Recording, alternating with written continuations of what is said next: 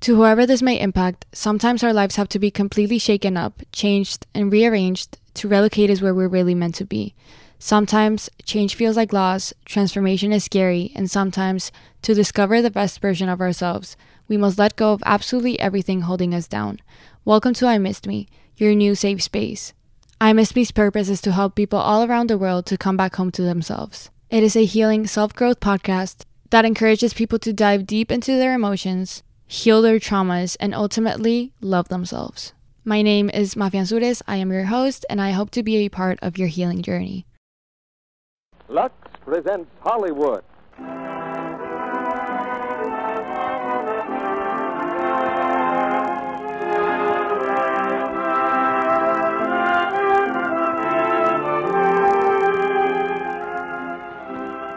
The Lux Radio Theater brings you Roddy McDowell, George Brent, and Rita Johnson in My Friend Flicka. Ladies and gentlemen, your producer, Mr. Cecil B. DeMille.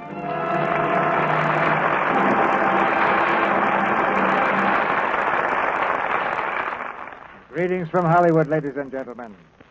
Among the grown-ups of this world, there's usually something less than perfect understanding. But between boys and horses, there's a deep and abiding sympathy that leaves no room for bickering. Not a word is spoken, but there's a miracle of communication in a lump of sugar, a pat on the head, or a nuzzled cheek. I had a horse when I was a boy, so when I heard what My Friend Flicka was about, I knew I'd like it. But I was not prepared for the deep emotional experience which the 20th Century Fox picture gives to all who see it. Roddy McDowell's fine performance as the boy and Mary O'Hara's great story fit perfectly together. And tonight, we've brought back an old favorite of yours, George Brent as Roddy's father, with Rita Johnson from the picture cast as his mother. This drama has the power of simplicity. It's the story of a boy on a ranch and the outlaw horse who is his friend. Together, they meet the joys and the pathos of their simple life, a life perhaps we all may envy. I believe it's plays like this which have given the Lux Radio Theater its reputation through the years and earned the loyalty which you have given to this theater and to Lux Toilet Soap. You know, it takes about 40 people to bring one of these plays to the microphone in addition to the actors. There are the engineers, writers, musicians, sound technicians, stagehands, script girls, play readers, research experts, and just plain handymen like me.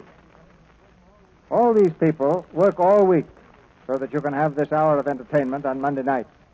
And you've certainly done your part magnificently. You've given us many excellent suggestions, and we've given you a double feature, a fine play and a fine product, Lux Toilet Soap. And here's the fine play right now, as the curtain goes up on the first act of My Friend Flicka, starring Roddy McDowell as Ken, George Brent as Rob, and Rita Johnson as Nell.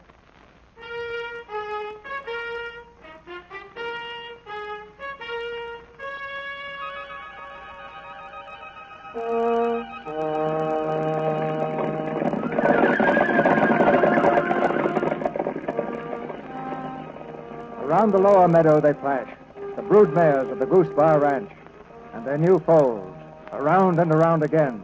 There's the great stallion, Banner, his proud mane flung out in the wind. And there's his lady, Rocket, her eyes rimmed with white, as her graceful body sweeps through the high grass. And there are the foals, running close beside their mothers.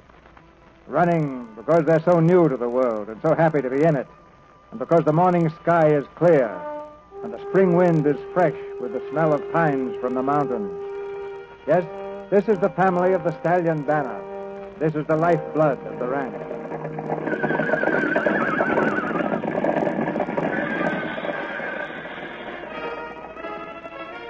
Now toward the ranch house comes another horse. This one wears a saddle, but no rider. He runs free, his bridle whipping about his head. Papa, look. What now, Hildy? Look, Papa, here comes Cigarette. But there's nobody on him. Gee, this again? Oh, boy. Here, boy. Oh, there. Oh, oh. That's the boy. Easy, boy. Easy. Yes? Yeah, boss. What's the matter? Is that Cigarette? Yeah, boss. She come back alone. Ken riding her? He was, but he ain't now. Hildy, keep quiet. Yes, Papa. Doggone that kid. Look at this bridle. Snapped in half. Hope Ken's all right. Oh, youngun's all right, boss. He's used to it. Well, there's always a chance of getting hurt. Saddle Shorty. I'll better go see. Yeah, boss. Oh, wait a minute. Never mind, Gus. Here he comes now. He's limping. I bet he hurt his leg. Ken? Yes, sir? Come here. Yes, Dad? You all right? Sure, I'm all right. Just skinned my knee a little. Did Cigarette toss you again? Yes, sir. Then she digged your heels in her belly again. I didn't. Did you, son? Yes, sir. Well, good heavens, Ken. Aren't you ever going to grow up? How many times have I told you not to tap your heels into her? And look at that bridle. The second one you've broken this week. I'm sorry, Dad. Oh, Ken, did you find the saddle blanket? What saddle blanket? This one. I lost it out on the range yesterday afternoon. I was looking for it this morning. Rode with a saddle, I suppose, and forgot to cinch it properly. Yes, sir. Gee whiz, look. It's all torn. Will you keep quiet, Hildy? It got caught on some barbed wire, Dad, and... You're the doggonedest kid for losing and busting and forgetting. Dad... Never mind the excuses. There's your mother ringing for breakfast. Pull that horse out and come up to the house. Yes, Dad.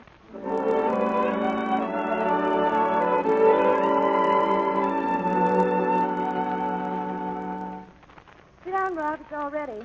Any mail this morning? Right over there. Where's Ken? Oh, he's coming. Cigarette tossed him again. Oh. I don't know what I'm going to do with that boy. Doesn't seem to pay any attention to what I tell him. Always losing equipment or breaking it or spoiling it somehow. Oh, he's still a child. Well, he's old enough to have his wits about him. Never seen such a young one for walking around with his head in the clouds. Wonder he doesn't trip over his feet. Morning, Mom. Come on, darling. Eat your oatmeal while it's hot. Now, look at that. Rob, what is it? Ken's report card. Well, Ken, I suppose it won't surprise you to know that you haven't been promoted. No, sir. And here, maybe you'd like to see your marks. Oh, let him eat his breakfast first. Just as a matter of curiosity, Ken, how do you go about getting a 0 in English? 40 in history, 17 in arithmetic, but a 0. Just as one man to another, what goes on in your head? Well, haven't you got anything to say for yourself? Nothing, sir. Well, what were you doing in that English exam? What were the questions you missed? We were supposed to write a composition. Well, couldn't you think of anything? Yes, I had it all planned. I was going to write the story of how you lost your polo mare, how that wild albino came down from the meadow one year and stole her from Banner, and then how she came back, and her foal that year was white, the albino blood, and how it was passed on every year. And then how Rocket was born, and she was so beautiful and everything, but she could never be broken, because that wild blood was in her. I was going to write all that. Well, why didn't you? I got to thinking. I thought we had time. I thought the hour had just begun when the school bell rang. So you never even got started. No, sir. Not a single word, Ken? No, Mom. Just daydreaming, huh? No, Dad, I was thinking about What? my coat. Your colt? You haven't even got a colt. Oh, Dad, give me a coat, will you, please? You'll get a colt when you learn how to treat one. You're going to buck up, young man. Trouble is you don't try. I do try, Dad. Well, I don't see any proof of it. In the meantime, you'll spend an hour a day studying all the rest of the summer to make up your work. Come in. Good morning, mister. Oh, good morning, Gus. Well, boss, what's for today? Good day to move the horses, Gus. Yeah, it's time they were off the meadows. There's a storm cooking up in the southwest. Can I help, Dad? I've got to get 4 of the older horses in shape for the rodeo. That means foolproof. Those 3-year-olds have to be broken. Can't let them go any longer. Can't I help move them this year, Dad? Great guns, no. Tough enough to move 100 horses fresh as blazes after a winter out without a kid tagging along to make them nervous. Right out, Gus. Yeah, boss. Don't you want another cup of coffee, dear? No, I've had enough. Got to get started. Pancakes, Ken? No, thank you. Oh, Kenny, you can ride any horse we've got on the ranch. Why are you so set on having a colt? Oh, Mother, it isn't just riding. I want a colt to be friends with me. If I had one, I'd make it the most wonderful horse in the world. I'd feed it so to be bigger than any other horse on the ranch and the fastest. I'd school it so it would follow me around wherever I went, like a dog. You see, Mother, I want a colt of my own. All my own. Well, you'd better go up and start your studying, Ken. Get it over with, hmm?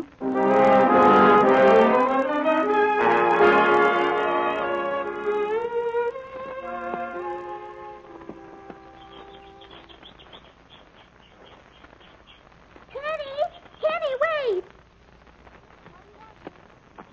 What do you want, Hildy? Where are we going, Kenny? You're not going. I'm going to watch Dad bring in the horses. All right, we can take the shortcut and meet them halfway coming back. Oh, no, you better stay here. It's going to be tough enough to bring in 100 horses. All of them as fresh as blazes after a winter out without having a girl tagging along to make them nervous. I'm coming. Those horses ain't scared of me. Oh, go on, Hildy. You better go back. I can come if I want.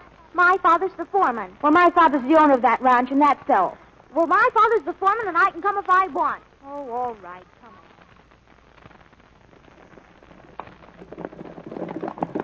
on. Yo, get back there. Yo, Rocket. Keep Rocket in the middle of the bunch, Tim. Don't let her cut out. Yo, Rocket. There they are, Hildy. Down there. See them? You better get back from the edge of that rock and slip off and slide down in the meadow. I won't slip. Look, Hildy. See that big black stallion? That's Banner. And that one's Rocket. Right in the middle. Gee, she's beautiful. Isn't she beautiful? Better get back, that's all. Look, do you see how Banner handles them? They have to do what he wants, all right, or he nips them. See, Hildy? Did you see? One of the mares wanted to cut out and run, but he made her get back. He...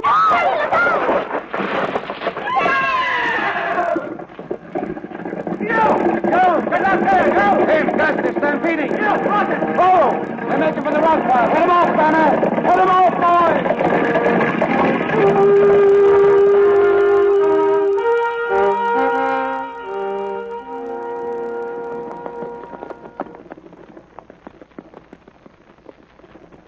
Okay, Tim? Okay, boss. Banner took care of him. Walk them slowly on the way back. Okay, boss. Ken, come here.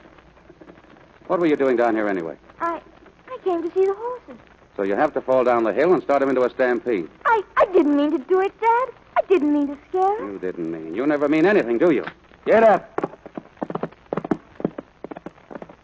I told you not to stand on that rock, didn't I?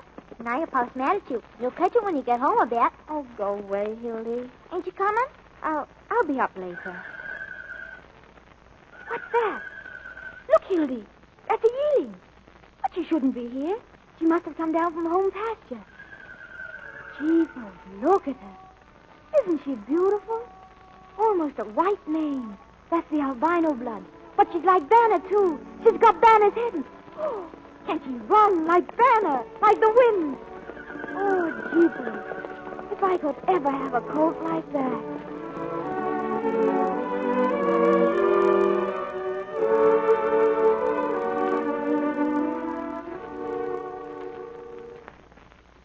Well, no more accounts for tonight. I'm out on my feet. How's the ranch doing, Rob? Oh, so-so, I guess. Are we on the downgrade? Well, I never had so many bills and less money to pay them with. I don't seem to be able to sell the horses at a profit. But they're good horses with good blood. Mm-hmm. All but that albino strain. And they've got a crazy streak in them. No use trying to sell them. I wouldn't even get back the cost of raising them at the price anybody'd offer. I'd rather shoot them. I would, too, if they weren't so doggone fast. You know, I always hope to just get one decent colt out of that bunch. Well, let's go to bed. Rob. Hmm? Give Ken a colt. After the stunt he pulled this morning? Well, you know he didn't mean to. Well, he doesn't deserve a colt. Aren't you ever going to give him one? Sure, I've been expecting to. Maybe if he pays attention to his studies this summer. By the way, did he study today? Well, he exposed himself to his books. Yeah, I know. Nothing I say makes any impression. Well, don't you see, he set his heart on having a colt of his own, and he can't think of another thing. But that's all backwards. You don't bribe children to do their duty. It's not a bribe, Rob. No, what would you call it? Well, I just have a feeling that Ken isn't going to pull anything off. And it's time he did. Maybe a little thing like this would turn the trick. But that isn't a little thing. It isn't easy to break and school a colt. I'm not going to have one of my good horses spoiled by that boy's carelessness. Rob, it's important. He's got to succeed at something. What he needs What he needs is to snap out of it. Well, if you want to put it that way. What I was going to say is he needs to grow up a little bit. And how will having his own colt make him grow up? Oh, you know. Something of his own. Responsibility. He'd have something real and flesh and blood that he cared about more than all those things he goes mooning about. Well? Wait. Don't go. Nell, I'd like to give Ken a colt. I'd like to get closer to the boy somehow. But every time I get all set for a get-together session with him, he hands me a facer like that thing he pulled today. Rob, didn't you ever want anything more than anything else in the world? Yes. Just one thing.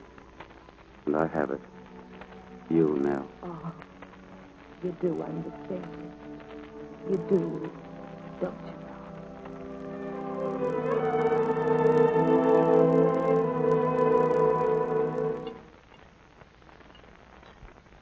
Good morning, Mom. Hello, Dad. Morning. Morning. Teddy, sit down.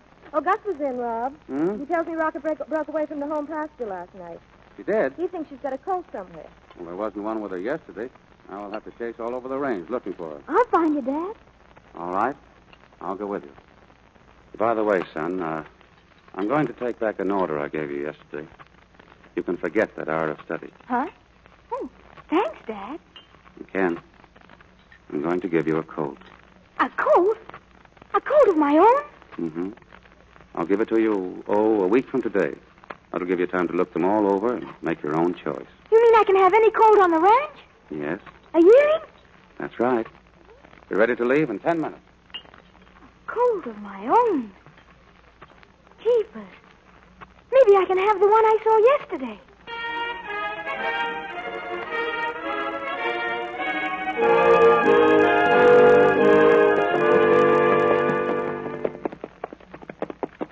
Any sign of her, Gus? No, boss. You want me to ride over the hill and look for her, Dad? No, stay with me. Ken, you may think it's funny my giving you a colt, and what you deserve is a good hiding. Flunking all your exams and then pulling that stunt yesterday. Well, I don't want you to think I'm letting you off. I haven't gone soft. Don't get that into your head. I expect just as much of you now as I ever did. This isn't any reward because you haven't won any reward. It's a partnership. One of these days I'm going to need your help. You have to be trained so you'll know how to give it. Every man needs training, Ken. Discipline. I got mine at West Point. Now you're going to train a colt. I'll give you a little help just at the first breaking. But you'll have to train it, and it'll train you. Yes, sir. You know, Ken, you and your mother may have to take care of this ranch without me pretty soon. Why, Dad? Where'll you be?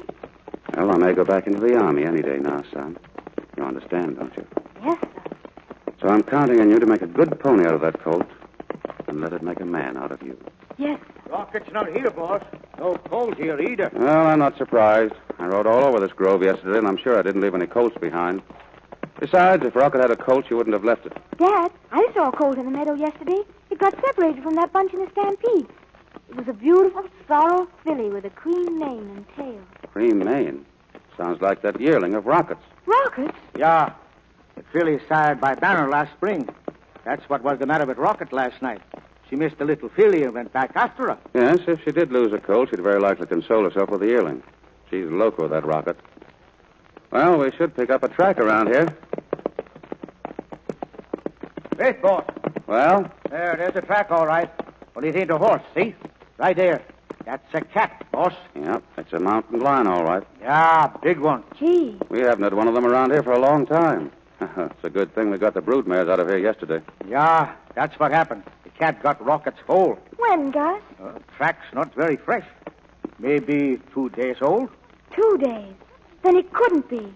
It couldn't be the one I saw yesterday, could it? No, of course not. You saw a yearling yesterday. Gus, we better keep an eye out for that cat. Yeah, boss. I go up around Castle Rock with a gun one day.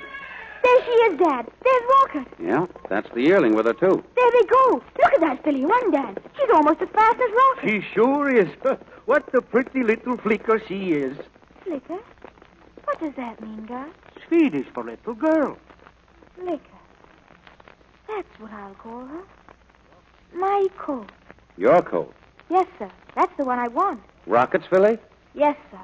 Well, I certainly hope you'd make a wiser decision than that. You know how I feel about Rocket. That whole line of horses. But she's fast, Dad, and... They're the worst horses I've got. There's not one among them with any real sense. The mares are hellions and the stallions are outlaws. They're untamable. I'll tame her. Nobody's ever been able to tame them. You want a horse that'll be a friend of you, don't you? Yes, sir.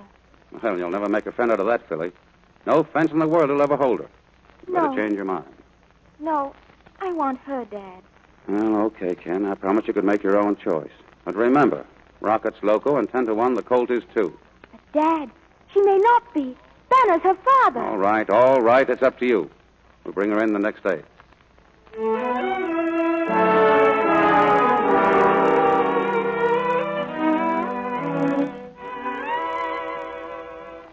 That's what I stopped by for, Rob. Thought you might have something fast I could use. Well, I told you last fall about Rocket. Not interested. Charlie, with all your racehorses, you haven't got anything like Rocket. That she-devil can outrun any animal you've ever seen. Oh, you're crazy. Wouldn't like to make a little bet on that, would you? Hello, Charlie. Well, hello there, Nell. No, don't get up. Well, what are you two talking about? Rocket. You know, if I could get a mare that could really run without training... That's Rocket. She'd make a fortune for you, if you could break her. I got a bronco buster who can break any horse that was ever foaled. And he can do it if she's worth breaking. Is she worth it? Didn't I just tell you? How much do you want for her? 500. You got a stopwatch? No, but I've got a speedometer. She's down the lower pasture. We could get her out on the road there and chase along after her in the car. We could clock her that way. All right, come on.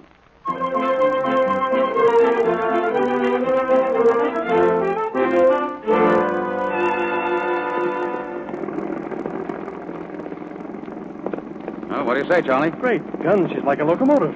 Does she always run like that with her nose in the air? Yeah, she's a stargazer. Look at that speedometer. 30 miles. Faster, boss. She ain't half trying. Go to it, Rocket. 32, 33, If she does 35, I'll buy her. 34, 35. Jumping jeepers. Well, what do you say? It's a deal. If you deliver her to my ranch, sound in wind and limb. But just how you're going to do that, my lad, is anybody's guess. You leave that to me. I'll have her in my truck this afternoon.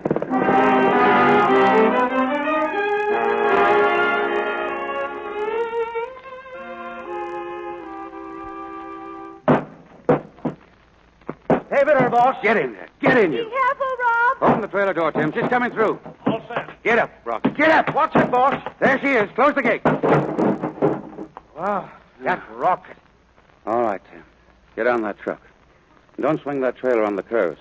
Remember, Charlie expects her delivered in good shape, and don't skin her up. Okay, boss. All right. Get her out of here.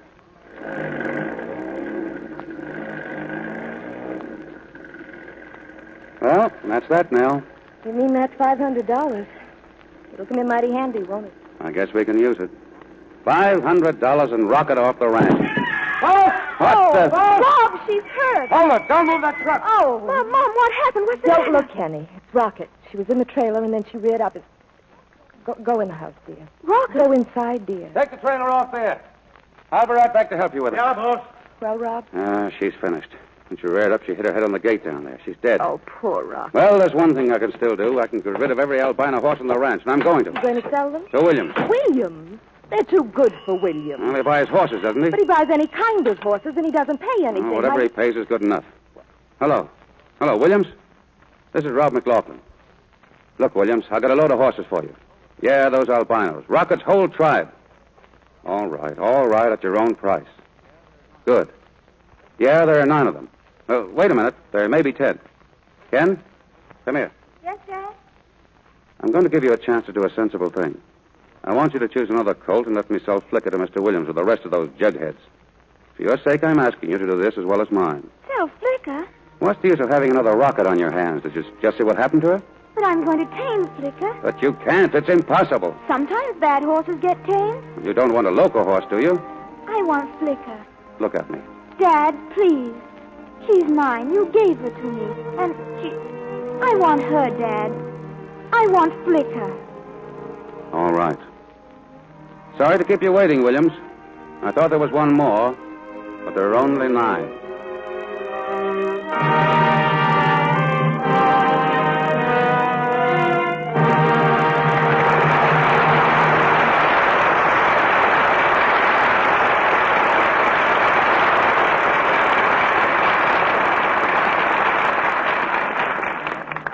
In a few minutes, Mr. DeMille and our stars, George Brent, Roddy McDowell, and Rita Johnson, will return in Act 2 of My Friend Flicka. And now, let's try to catch up with a busy lady who has quite an unusual job. There it goes. The whistle that means the end of the daytime shift at Central Aircraft. Miss Emery. Oh, Miss Emery, won't you let us have a few minutes? 2 at the most. I've got a line of girls waiting for me. Miss Emery, did you ever think when you got your nurse's cap that someday you'd also be beauty advisor at a great airplane factory? Hardly, Mr. Kennedy. Because no one ever thought a few years ago that beauty counsel and factory work would go together. But practical, hard-headed management has found that it pays. Well, tell us why, won't you? Well, to put it briefly, executives have been discovering that when spirits are high, work is good. Of course, every woman knows that when she looks her best, she's likely to be feeling her best, and so doing her best. That's why we urge the girls to take good care of their hands, their hair, and their skin. Even suggest bright nail polish. Helps morale, you know. Yes, I can see that it would. What do you tell the girls about complexion care, Miss Emery? Well, we tell them there's no one thing that contributes more to a girl's good looks than a smooth, lovely skin. Do you make a practical suggestion? Yes, we stress regular care. No skipping beauty care at bedtime just because you're tired. A complexion care must be gentle, too. One you can depend on. Well, that sounds as though you were going to mention Lux toilet soap any minute now. Well, it just happens that my own beauty care is Lux toilet soap, Mr. Kennedy. I've used it for years. Well, I'm sure of one thing, Miss Emery. That gorgeous Lux complexion of yours must have quite an influence with the girls in backing up what you tell them. Well, thank you, Mr. Kennedy. As a matter of fact, Lux toilet soap is a great favorite at the plant. So many of the girls find that regular, active lather facials give them real beauty help. Thank you very much, Miss Emery. It's true that not only 9 out of 10 screen stars, but women everywhere find that this famous white soap does give skin the gentle, protecting care it ought to have. Now, here's a shopping suggestion. Lux toilet soap, Hollywood's beauty soap, tomorrow. We pause now for station identification. This is the Columbia Broadcasting System.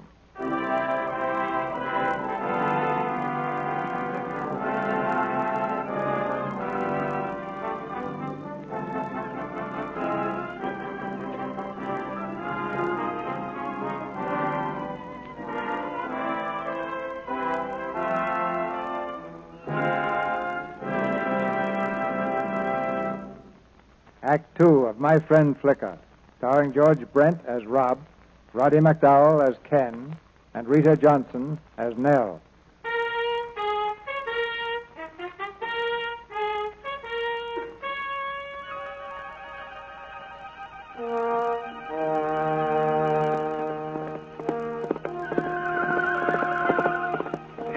Get in there!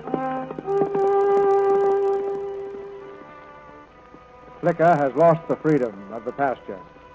She's learning now that to be a friend of man, she must submit to the flash of a rope around her neck and the high bars of the corral. But Flicka's blood is that of the wild albino, a breeding of the open prairie land. Head her into the stable, Tim. Just stand by the door. If she gets in, bolt it after her. Yeah, boss. Yo, get in there. There she goes. She's going in the stable, Dad. Watch it, Gus. Yeah. Now, get that door closed. She's in, boss. Yeah, well, that's that. Sure is a wild one, boss. Some loco, that filly. We'll leave her in there to think it over. Hey, she's pretty mad. She's around the side there. She's coming through the side window, boss. Get around there, quick. There she goes, right through the glass. Flicka, come back. Watch her on the barbed wire. Head her away if you can. Yeah, get back. She's going right for the fence, boss. Well, if she's anything like her mother, she'll go right through that wire. Yeah, look out, you. Flicka! Oh, Flicka! Now, what did I tell you? She ran right into it. Come on, Gus. Whoa, girl. Whoa, easy there. Easy. Whoa. Whoa. Got your pliers, Tim? Yeah. Hold her leg there. Oh, girl, oh, girl. Dad, Oh, there. she's all cut. She's bleeding. Snip that wire, Tim. Sure got herself wrapped up in this. Oh, hurry, Tim. Please, hurry. He's doing the best he can. She's cut pretty bad, boss. I don't think she'll pull out of it. Well, maybe it's just as well. If it hadn't been this way, it would have been another. A loco horse isn't worth the bullet it takes to shoot it. Oh, Flicka. Flicka.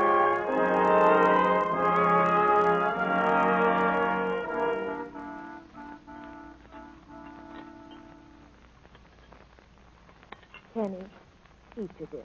I'm not hungry, Mom. Please, Kenny.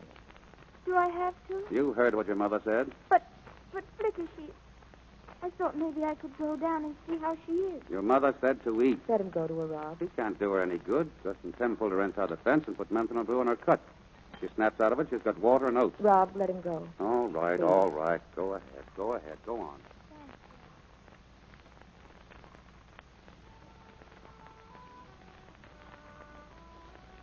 Oh, Flicka.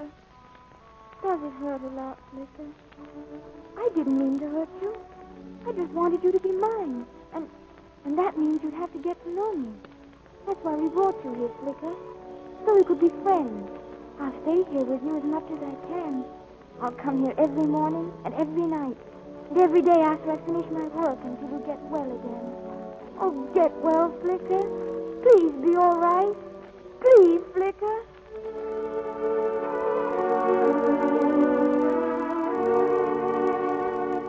Well, it's 10:30. Guess I better head for hay. Rob. Hmm? Rob, I wish you'd be a little nicer to Ken. Why? He's gone against everything I've told him to do. Picking that wild albino. Insisting on keeping it. Crazy nag. Well, it's been hard on him, too. He's all broken up worrying about Well, it. so am I. I'm burned up. What's it all for? He's going to have a horse to train. Why didn't he pick a decent one? One that would have taught him something. Made a man of him. What can he do with this poor little filly? Give him a little time, Rob. Don't you see all this is changing, Ken? He's learning. Learning what? To sit under a tree all day and moon over her? No. He's learning to face facts. I haven't noticed him facing any facts. You will. If you'll just watch for it.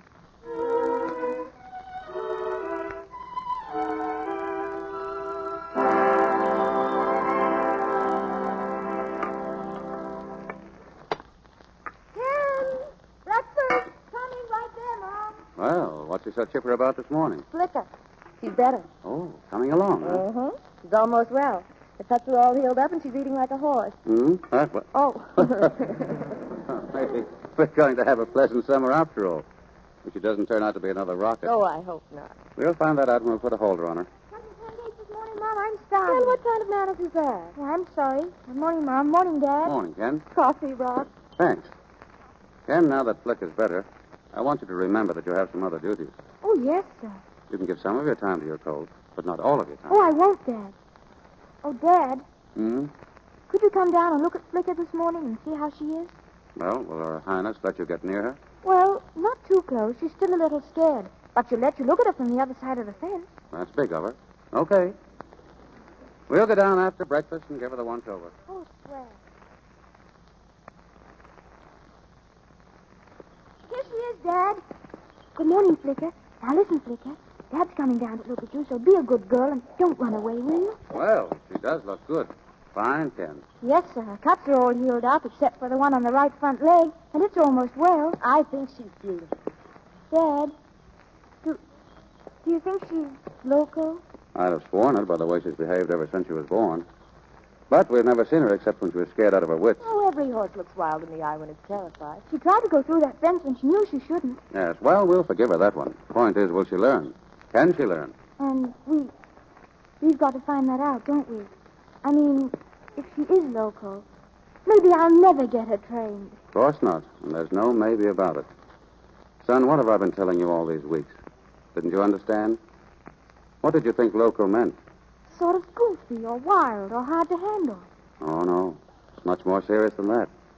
There can be insanity among animals, and bad blood can carry it on. And that albino blood isn't safe for any filly to have. But you said maybe it's just because she's been scared. Well, that's right. We won't really know until we see how she responds to training. Dad, how can I train her? All you can do is try to win her confidence. You know, son, if you take everything away from a living creature, freedom, friends, its home, habits, and happiness, it'll turn in sheer need and desperation to the one thing that's left. In this case, that's you. Me? Yes. You're her whole life now. Make her like it. Oh, I will, Dad. I will. Give her love and companionship. And talk to her. Will she understand me? Of course. And a horse can tell you a lot of things, too, if you watch and expect it to be sensible and smart. Pay attention to all the little signs. The way it moves its body, the ears, the eyes, and the whinnies. That's its way of talking, Ken. That's right. There's the neigh of terror, the scream of rage, the whinny of nervous impatience, and the nicker of longing or hunger or friendliness. You learn its language, and it'll learn yours. And never forget, horses understand everything you say to them. Everything, Dad? Everything. You mean if they're not local? Yes, Ken.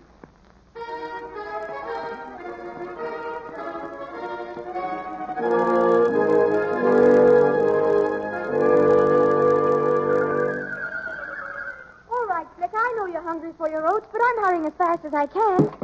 There you are. Come and get it. Good, isn't it, Flicker? Oh, Flicker, you do understand me, don't you? Now eat it all so you'll be big and strong like Banner. You know, you've got a very smart father, Flicker, and you've got to forget all your wild ways and be just like him. Who are you talking to? Flicker? Oh, horses can't understand people's talk. Well, that's all you know. Flicker understands everything I say, and what's more, she talks back to me. Ah, pooh. Well, maybe you don't know, but horses got a language all their own. There's the neigh of terror, the scream of rage, the whinny of nervous impatience, the nicker of longing. See, there's the nicker of hunger. Ken, What? Ken, can you wiggle your ears? Oh, go away, Hildy.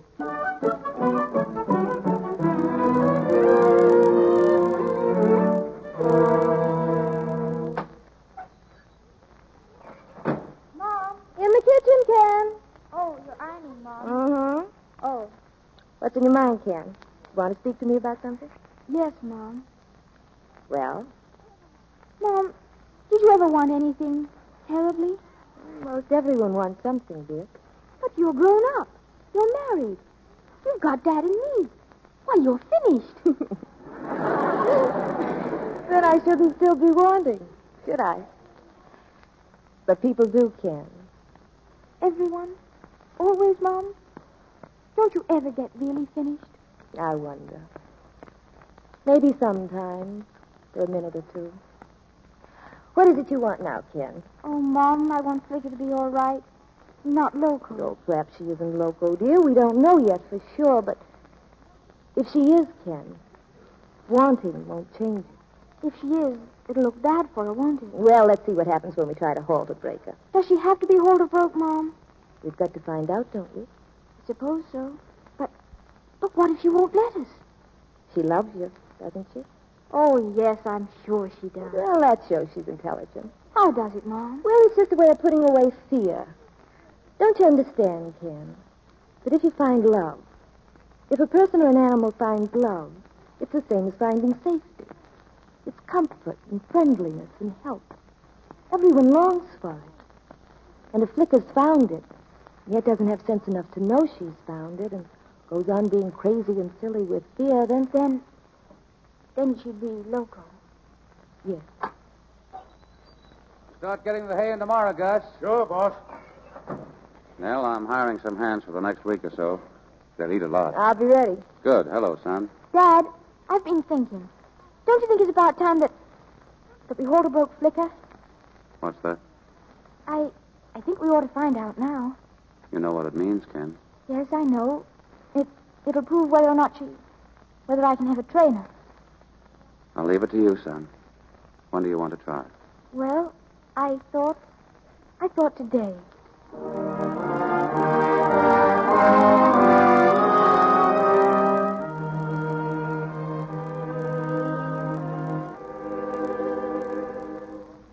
All right. Call her over here, Ken. Yes, sir. Flicka! Come here, Flicka! Have your rope ready, Tim, just in case. All set. Flicka! She's turning. Here she comes, Dad. See? Yep. All right. Now put your bandana around her neck and tie it in a loose knot. Go ahead. Like this? That's it. Easy, Flicka. Easy. Now take your belt off and slip it through the bandana. That's it. Now take a hold of the belt and lead her around. Go on. Yes, Leave Dad. Come on, Flicka. Come on, girl. That's right, Flicka. Don't be nervous. You'll be all right. Don't be nervous. All right. Now bring her back. Yes, sir. This way, Flicka. That's the girl. Yes, Dad? Well, son, I'd call that halter broken. But it isn't a halter, Dad. Followed your son. She walked along with you without fear. That's enough. But how did she get halter broke, Dad? That's the way we break horses on the Goose Bar Ranch. You figure it out for yourself. Come on, Gus. Let's get out those machines. Oh, Mom, did you see? She's not loco. She's not loco.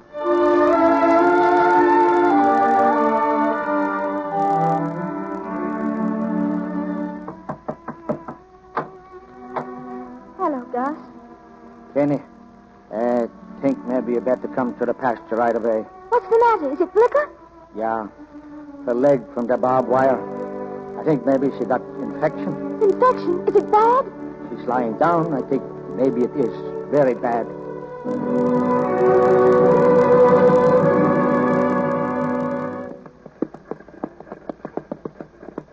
Hurry it up, Tim. We've got to get that hay in before tonight. Okay, boss. Rain in the air, boss. Yeah, going to storm. Dad, What, son? Dad, I'd like to talk to you. What about? Rip it, Tim. It's about Flicka. Flicka, for the love of Mike. And can't you see I'm busy? This is no time to be worrying about that filly. I'm sorry, Dad. I didn't know you... Just a moment. What is it, son? Is Flicka worse? Oh, Dad, she's so sick. Will you come down and see her? Maybe you can do something to help her. All right. I'll come and have a look at her. Keep it going here, Ken. Come on, Gus.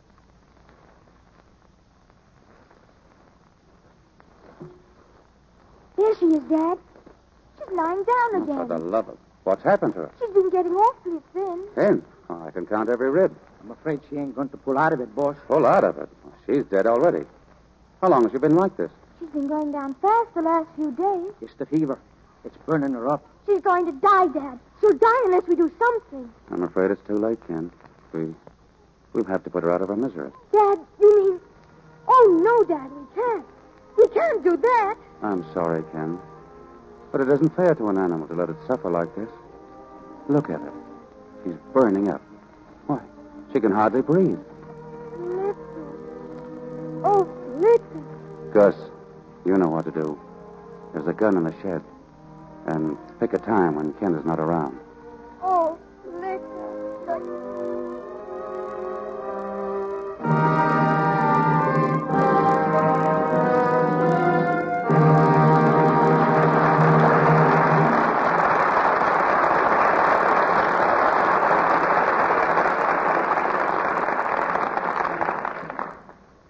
After a brief intermission, Mr. DeMille presents Roddy McDowell, George Brent, and Rita Johnson in Act 3 of My Friend Flicka.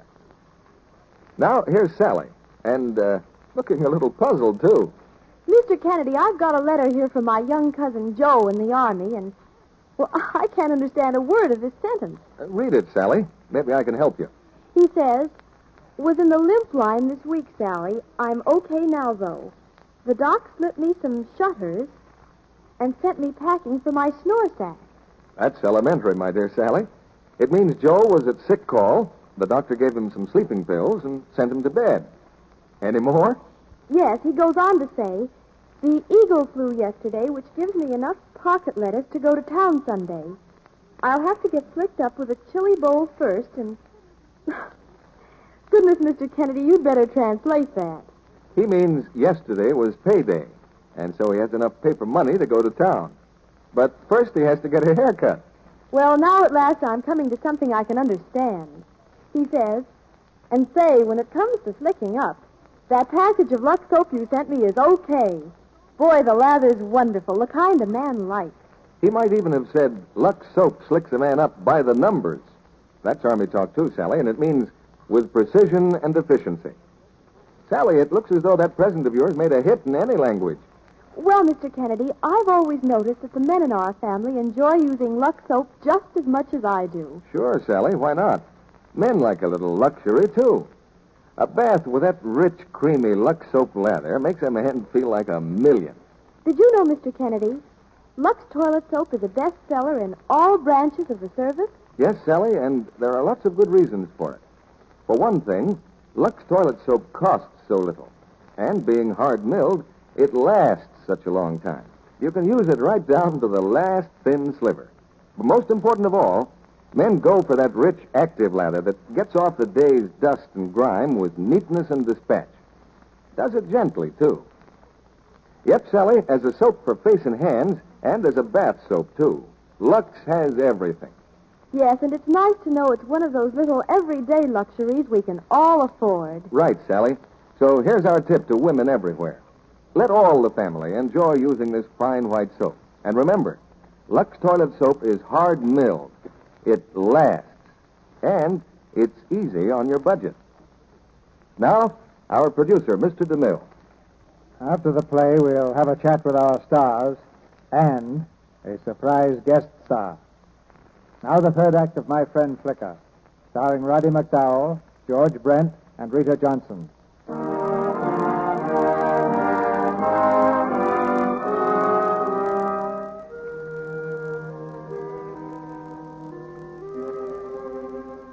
In the morning, before Ken is awake, a rifle shot will bring an end to Flicka's suffering. Now in the quiet of the night, the boy steals silently from the house down to the pasture to whisper a last goodbye to his friend. But Flicka is not there. Flicka! Flicka, where are you? Flicka! Then at last he finds her. Flicka has stumbled to the stream, and she lies there on her side, her head in the water. Oh, Flicka. My poor little Flicka. There's a spark of life still burning in her. All night the boy crouches beside her in the icy current, his young arms cradling her head, holding it clear of the stream, whispering words of comfort, fighting off death. In the morning, the boy is close to death himself. Well, Doctor? Give him one of these pills every hour. I'll call to see him again tonight. He's a pretty sick boy, isn't he? He's very sick, Rob. What happened to him? He went down to see his coat last night, and she was lying in the stream. Gus found him there this morning. We don't know how long. Perhaps all night. I see. Well, you'd better have this prescription filled right away. I'll take you into town and bring it right back. Come on. No. Don't worry, darling. You'll be all right. Hurry, Rob. Please, hurry.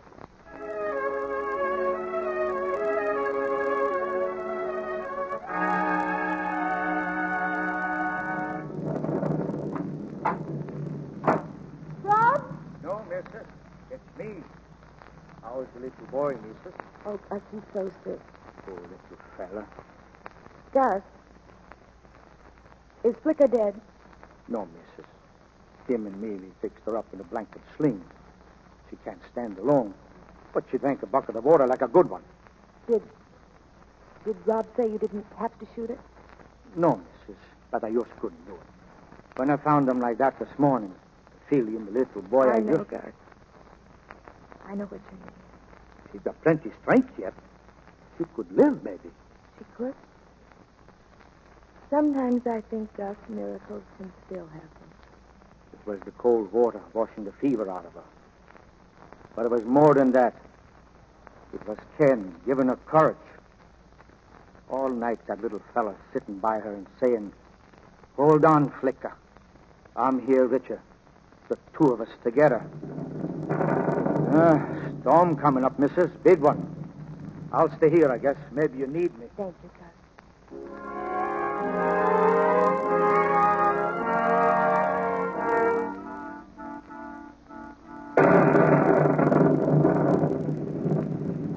Oh, Rob, I thought you'd never get here. I made it as fast as I could. Road washed out. I had to go the long way. How is he? He seems a little better. He's been resting. Oh, good. Here's the medicine. I'll give it to him right away. Well, Gus, did you do as I told you? Boss, I just couldn't. Well, I gave the order. You had plenty of time. Just couldn't do it. Where's the rifle? I left it in the bunkhouse. I'll go and get it. I'll do it myself. Oh, Rob, please don't. Ken knows she's alive. He thinks she'll get well. Give him something to hope for. It would have been a lot better if that poor little filly was shot weeks ago. It's meant nothing but trouble and misery for all of us. Look what it's done to Ken. I wish you wouldn't, Rob. He needn't know. He'll hear the shot. In the storm, he'll think it's thunder. No, he'll know it's the rifle. Sorry, Nell. It's just no use cutting sick animals' legs.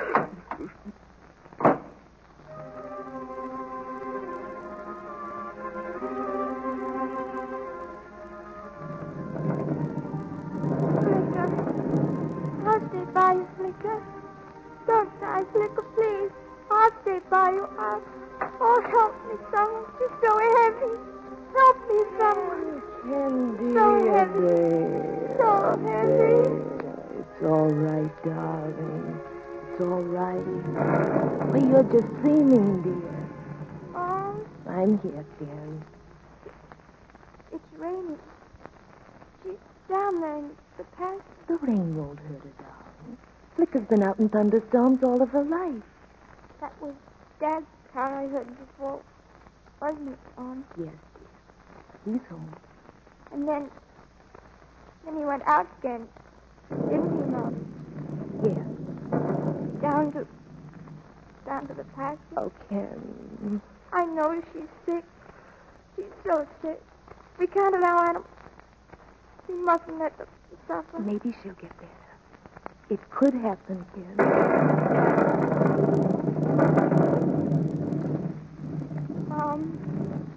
Remember what you said? It was something you wanted. Awfully bad. Yes, dear. What was it? I've wanted it ever since a few years after you were born. What was it, Mom? It was a little girl, Ken. Oh, we wanted the same thing, didn't we? How do you mean, darling? Do you know what little girl would be in Swedish? Flicka. Little Flicka. Oh, Ken, dear. Oh, my head. No, darling. It was a shot. No, it was thunder. It was thunder, Ken. He's dead. Flicka's dead. Flicka.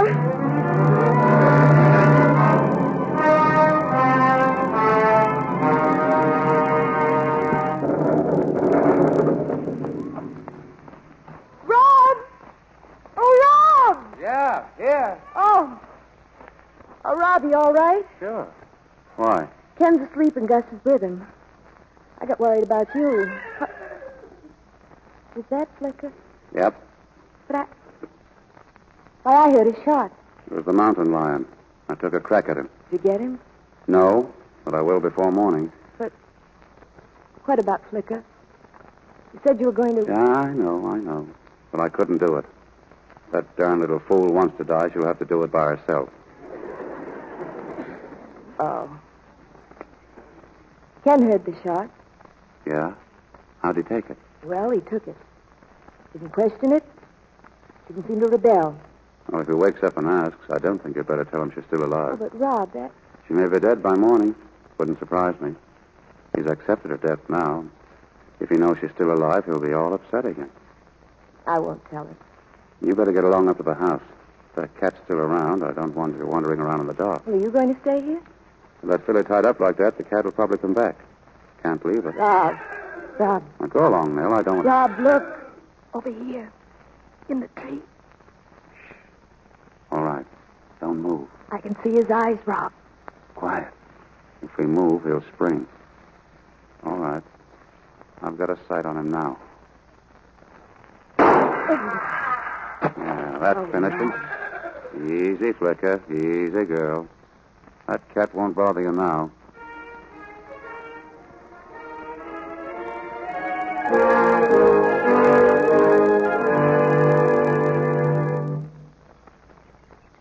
Well, young fella, how does it feel to be out again? Fine, Dad. He's still a little shaky in the legs, Rob. We have to stop and sit down a minute. Up you go, young fella. I'll carry you for a while.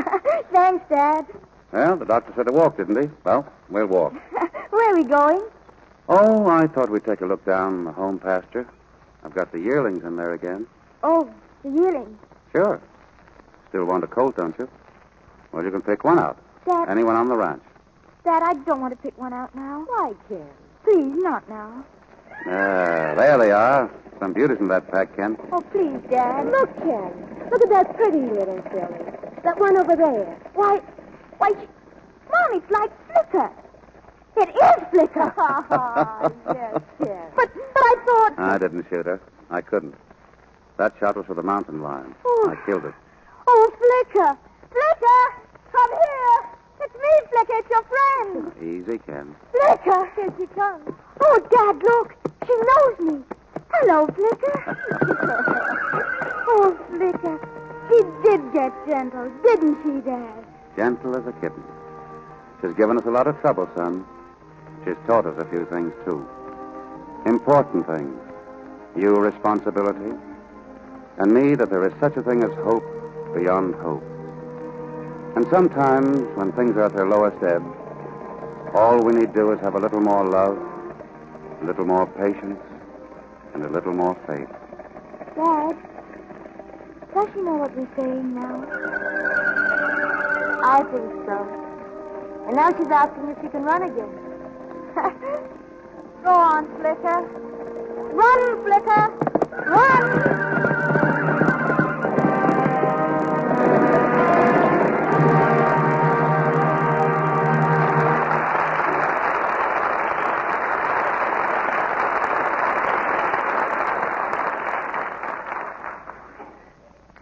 The curtain falls on my friend Flicka. And our very good friends George Brent, Roddy McDowell, and Rita Johnson answer your applause with a well-earned curtain call. Thank you, C.B. And I'd just like to say that Roddy is the biggest trooper for his size I've ever seen. What's your ambition, Roddy? Well, Miss Johnson, I hope someday to be the checker champion of Hollywood. That's a pretty big ambition. Think you'll make it? Oh, I practice any time I can find a pigeon. Oh, I mean a partner. I played with my dad before he went to sea with the merchant marine. Keep it up. Competition is good for the soul, Roddy. Yes, sir. And sometimes it's good for the lungs, too. Before Henry Fonda went in the Navy, he and I used to see who could hold his breath for the longest. You can find the score on the wall of his old dressing room. What the winner get, a chocolate soda? Or maybe a sundae, Miss Johnson. I'd like to buy you one of my special sundaes sometime. I'd love it, Roddy. What's in it? Well, you know those pumps they have in the soda fountain with the chocolate and raspberry and other stuff in it? Uh-huh. Well, you take out a dish of ice cream and you put a squirt out of each pump on it. Then you hold your breath for a good long time. It sounds a little complicated, Roddy. Now, I like simple things. I think that's why I'm so fond of Lux soap. You see, it's very easy complexion care. Doesn't take much time, and that's important when you're busy. Now, Lux soap is made for girls who are both beautiful and busy, Rita. And believe me, things are going to be beautifully busy around this microphone next week. What's the play, C.B.? It's Philip Barry's sensational hit, The Philadelphia Story. A two-time hit, first on Broadway during a long run, and later as a Metro-Goldwyn-Mayer picture. And our stars will be... Well, I told you we'd have a surprise guest tonight. It's one of next week's stars, Robert Taylor.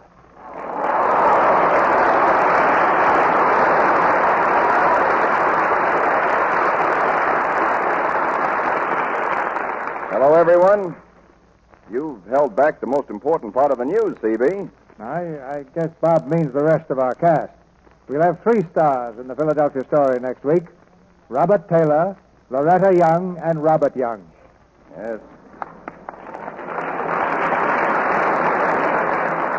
Bob Young and I are both delighted at the opportunity of working with Loretta. I think we're going to have a swell time here next week. Now, it's lucky for us we caught you all during a week off from pictures. What's your latest over at Metro-Goldwyn-Mayer, Bob? It's called Bataan, C.B., and there are a lot of great fellows in it. George Murphy, Tommy Mitchell, Lloyd Nolan, Lee Bowman, Desi Arnaz, and a very promising newcomer named Bob Walker. The story's about an incident in the Philippine campaign that involved 13 men and not a single woman. No women? That's a novelty for pictures. The word Bataan will always stand for something very noble in American history. So I'm anxious to see what the picture's like. Incidentally, Bob, how much longer will you be in Hollywood? Just a short time, C.B. I have one picture to finish, which won't take long. And then, ladies and gentlemen, Bob enters the Navy Air Corps.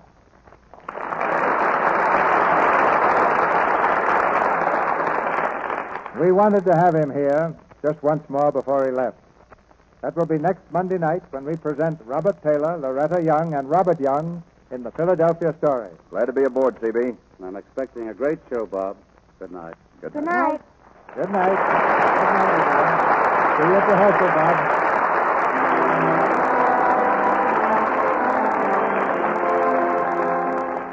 Our sponsors, the makers of Lux Toilet Soap, join me in inviting you to be with us again next Monday night when the Lux Radio Theater presents Robert Taylor, Loretta Young, and Robert Young in the Philadelphia Story.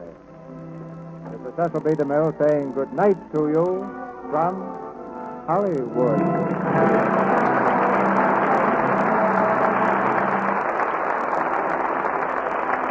Heard in tonight's play were Leo Cleary as Gus, Mary Lou Harrington as Hildy, Fred Mackay as Tim, Norman Field as Mr. Sargent, and Charles Seal as the Doctor. Our music was directed by Louis Silvers.